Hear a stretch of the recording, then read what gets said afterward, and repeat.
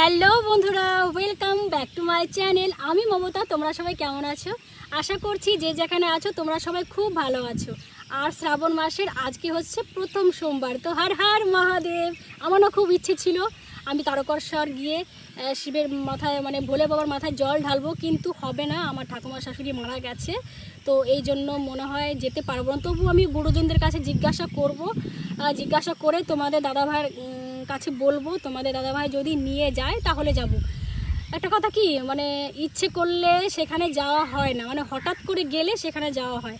আর আজকে হচ্ছে প্রথম সোমবার, তো আমি ভুল করে না মাছের ঝোল রান্না করে ফেলেছি, একদম ভুল হয়ে গেছে। তো মনটা ভীষণ খারাপ।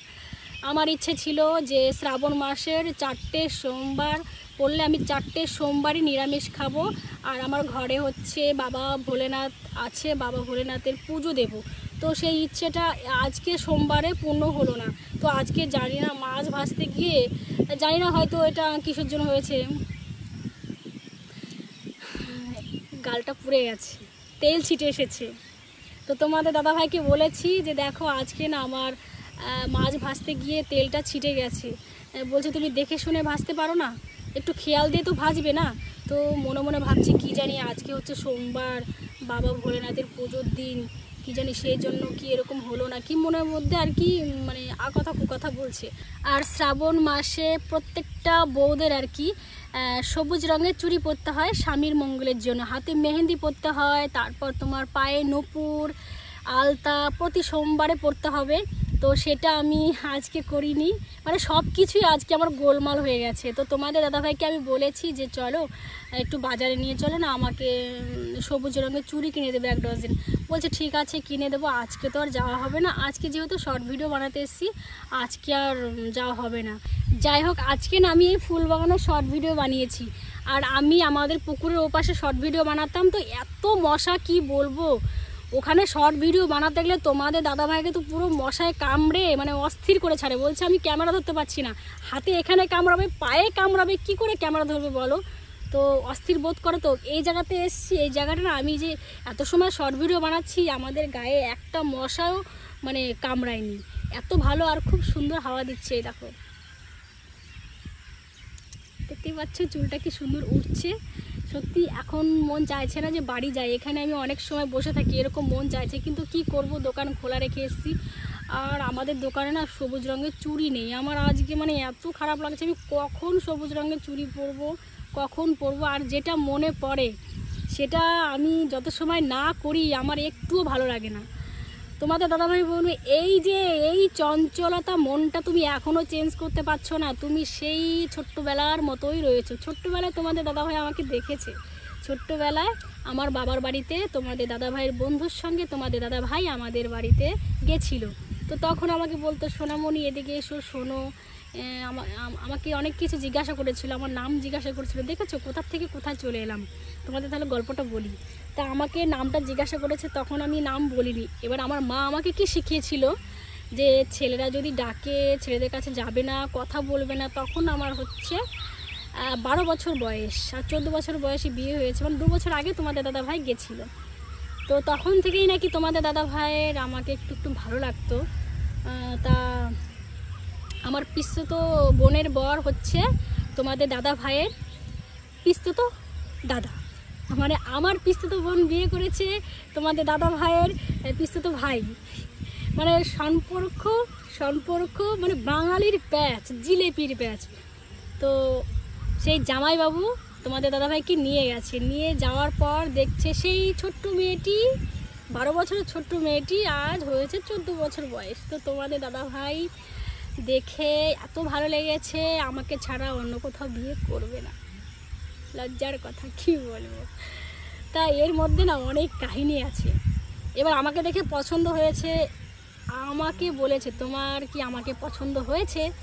এবার আমাকে জিজ্ঞাসা করার পর আমি বলেছি যে আমার মা বাবা যেখানে আমাকে বিয়ে দেবে আমি সেখানেই বিয়ে করব, মা বাবার অমতে আমি কোনো কিছুই করব না। আমাকে জিজ্ঞাসা করছে তোমার কি কোনো বয়ফ্রেন্ড আছে, আমি বলেছি না আমার কোনো বয়ফ্রেন্ড নেই। তা যাই হোক, দেখাশোনা হয়ে গেছে, বাড়িতে এসছে। বাড়িতে আসার পর আমাদের বাড়ি থেকে ফোন নাম্বার নিয়ে এসছে আমার বাবার কাছ থেকে। তো রাত্রি 8টার সময় ফোন করেছে, ফোন করে ফোনটা ধরেছে আবার আমার মা। ফোনটা করার পর বলছে মাসিমা আমি না ভুলে একটা সিম কার্ড রেখে এসেছি। তা বলছে সিম কার্ড রেখে গেছো, কোথায় রেখে গেছো? তা বলছে আপনি জানবেন না আমি কোথায় রেখেছি সিম কার্ডটা, এই কথাটা মমতা জানে। এটা হচ্ছে আমার সঙ্গে কথা বলা একটা প্ল্যান, ঠিক আছে।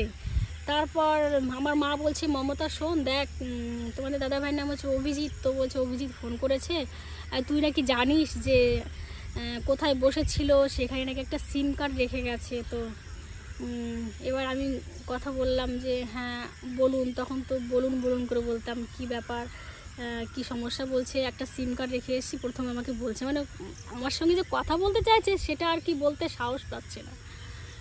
এবার আমি তো তখন বুঝতেই পারছো বয়সটা হালকা, আমিও অত পেঁচি ফেঁচি বুঝি না। তারপর আমাকে বলছে যে দেখো আমি যে জায়গাটা বসেছিলাম ওখানে একটা সিম কার্ড রাখা আছে। এবার আমি তন্ন তন্ন করে খুঁজছি, সেখানে সিম কার্ডের বংশ নেই। এবার আমি বলছি যে আপনি কেন মিথ্যা কথা বলছেন, ওখানে তো সিম কার্ড নেই। বলছে আরে বোঝো না, তোমার সঙ্গে আমার কথা বলার ইচ্ছে হয়েছে। ও মা কি লজ্জা কি লজ্জা। এবার আমি বলছি আমি কথা বলতে পারবো না, বুঝতেই তো পারো তোমরা সবাই। হ্যাঁ মানে একটা কিছু জানার ব্যাপারে ফোন করলে সেই ব্যাপারটা আলাদা, আর যখনই আমাকে বলেছে যে তোমার সঙ্গে আমার কথা বলতে ইচ্ছে হচ্ছে, তোমার সঙ্গে কিছু কথা বলো, তখন আমার বুকের তো ধরপড় ধরপড় করছে, কি জানি কি বলবে, কি জানি কি বলবে। এবার আমাকে বলছে যে তোমার আমাকে দেখে কি পছন্দ হয়েছে। তো মানে যখন আমার বাড়িতে ছিল তোমাদের দাদাভাই, তখন কিন্তু আমি বলে দিয়েছি যে আমার মা বাবা যেখানে বিয়ে দেবে আমি সেখানেই বিয়ে করব, মা বাবার অনুমত মানে অমত আমি কিছুই করব না। তার সত্ত্বেও পরে আমাকে ফোন করে জিজ্ঞাসা করছে, মানে পার্সোনালভাবে জিজ্ঞাসা করছে। তারপর আমি বললাম দেখো একবার তো বলে দিয়েছি, আমি বারবার বলতে পারবো না। বেশ ভালো কথা গেল। তারপরের দিন আবার সকালবেলা ফোন করেছে, মানে এত ভালো লেগেছে, ঠিক আছে। তারপর তোমাদের দাদাভাইয়ের বাবাকে পাঠালো, আরও গুরুজনদের পাঠালো, পাঠানোর পর অনেক দাবি দাবা হলো। আমার বাবার তো অত অবস্থা ছিল না, তা বিয়েটা ভেঙেই যেত। বিয়েতে খাট চেয়েছিল, ড্রেসিং টেবিল চেয়েছিল, মানে যাবতীয় ফার্নিচার চেয়েছিল, সোনার এক ভরি চেন চেয়েছে, কানের চেয়েছে, তারপর আংটি চেয়েছে। এবার আমার বাবার তো অত কিছু দেবার মতো ক্ষমতা ছিল না তখন, আমাদের আর্থিক অবস্থা খুব খারাপ ছিল, খুব মানে দিন আনা দিন খাওয়া সেরকম ছিল। এখন হয়তো আমার বাবার একটুখানি মানে আর্থিক অবস্থার দিকটা ঘুরেছে, বোনদের সব বিয়ে হয়ে গেছে। তো তারপর আমার বাবা বলেছিল যে আমি কিছুই দিতে পারবো না, তা মেয়ের বিয়েটা এখানে হবে না। সে কথা শুনে তোমাদের দাদাভাই আমাকে আবার ফের দুদিন পর ফোন করেছে, মানে তোমাদের দাদাভাইয়ের বাবারা আর কি গুরুজনটা দেখে আসার পর বাড়িতে এসে বলেছে যে বিয়ে হবে না, কিছুই দেবে না, তাহলে ওই মেয়ে আনতে হবে না, এরকম বলেছে তোমাদের দাদাভাইকে। তোমাদের দাদাভাই তো মাথা খারাপ হয়ে গেছে, আমি তো ওই মেয়ে আনবই।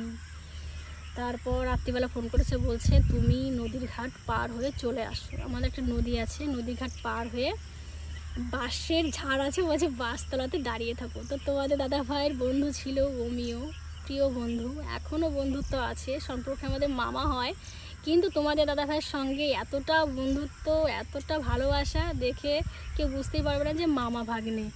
তো সেই মামা আর তোমাদের দাদাভাই আমাকে আনতে যেতে চেয়েছিল, কিন্তু আমি আসিনি। আমি বলেছি আমার বাবা মাকে মানে অসম্মানিত করে রেখে আমি কখনোই যাব না। বেশ, যেই শুনেছে তো যাবে না, কি করা যায় কি করা যায়। বাড়িতে তোমাদের দাদাভাইয়ের বাবাকে খুব করে রাজি করিয়েছে। এবার আমাকে ফোন করে বলছে তোমার বাবাকে শুধু এক ভরি একটা চেন দিতে বলো, আর ফার্নিচার লাগবে না, একটা আংটি কানের আর এক ভরি চেন। তো তখনকার সময় ছিল এক ভরি চেনের দাম 18,000 টাকা, এত কম ছিল। কিন্তু কম থাকলে কি হবে, আমার বাবা তো তখন টাকা ছিল না না। তো যাই হোক, এক ভরি চেন, একটা আংটি, একটা কানের, আর যাবতীয় টুকটাক জিনিসপত্র দিয়ে আমাদের বিয়েটা হলো। যাই হোক, তোমরা আমাকে অনেকেই কিন্তু কমেন্ট করেছো দিদিভাই তোমরা কি প্রেম করে বিয়ে করেছো না সামাজিক অনুষ্ঠান করে তোমাদের বিয়ে হয়েছে। সত্যি কথা বলতে আমাদের সামাজিক অনুষ্ঠান করে বিয়ে হয়েছে। তার থেকে বড় কথা হচ্ছে তোমাদের দাদাভাই আমাকে মনে মনে ভালোবাসতো, মানে দুটোই বলতে গেলে দুটোই সমানে সমানে টক্কর দিয়েছে।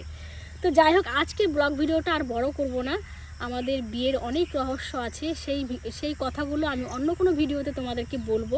আমাদের লাইফে কি হয়েছে বিয়ের পর, আমরা কিভাবে ছিলাম, আমাদের দিন কিভাবে কেটেছে, সবটাই তোমাদের সঙ্গে আমি আস্তে আস্তে শেয়ার করব। তো আজকের ব্লগ ভিডিওটা না অনেকটাই বড় হয়ে গেছে, ফিরে আসি পরে ব্লগ ভিডিও নিয়ে। তোমরা সবাই খুব ভালো থেকো, সুস্থ থেকো, টাটা।